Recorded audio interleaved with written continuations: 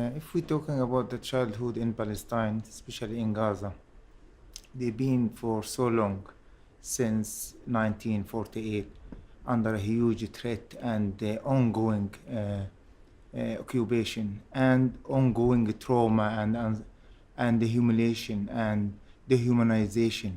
We want to let the people and the world we are here. We want to do some things different. We want to express our feeling that we need to live with dignity, with the freedom, with justice. So that's the message.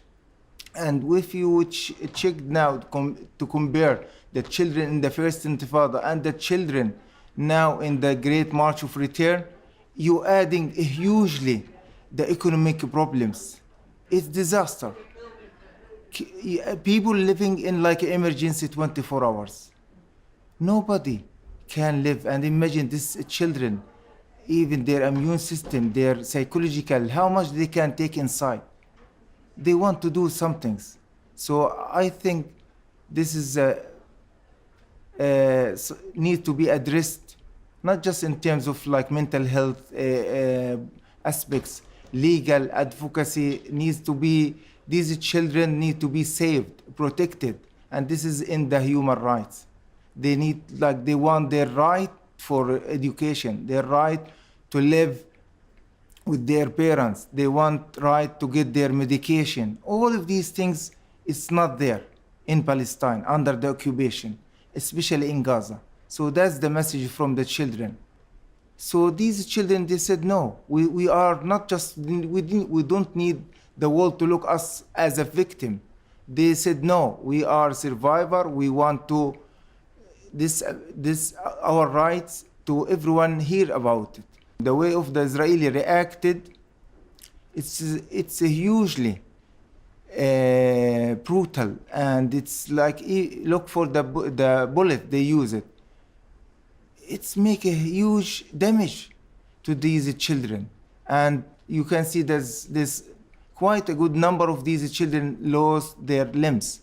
But now the children for the Great March of Return, they have nothing completely.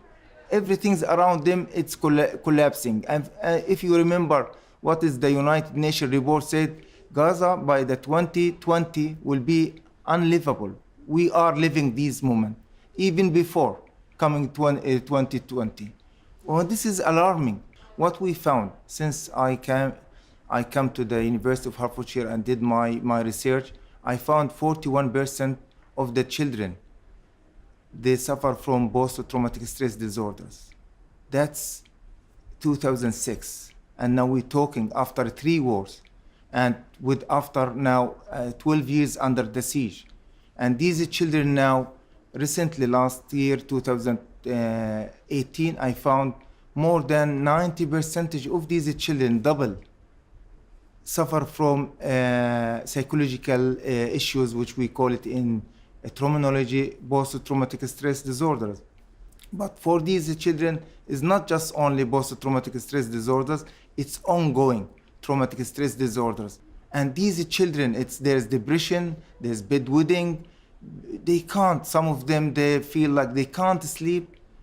Some of them, like, they have like huge anxiety, but they need urgent intervention, not just mental health services, but they need also to be addressed as these children, a human. They need freedom, they need justice, they need dignity. So, because the problem is not the children and the way they are reacting. The problem is the occupation. This is the real problem. If we need to treat it as a mental health professional, the problem, we need to go deeply to the root of it, not just the symptoms. If we need to find a solution for it, which is the occupation. Must the occupation be ended now?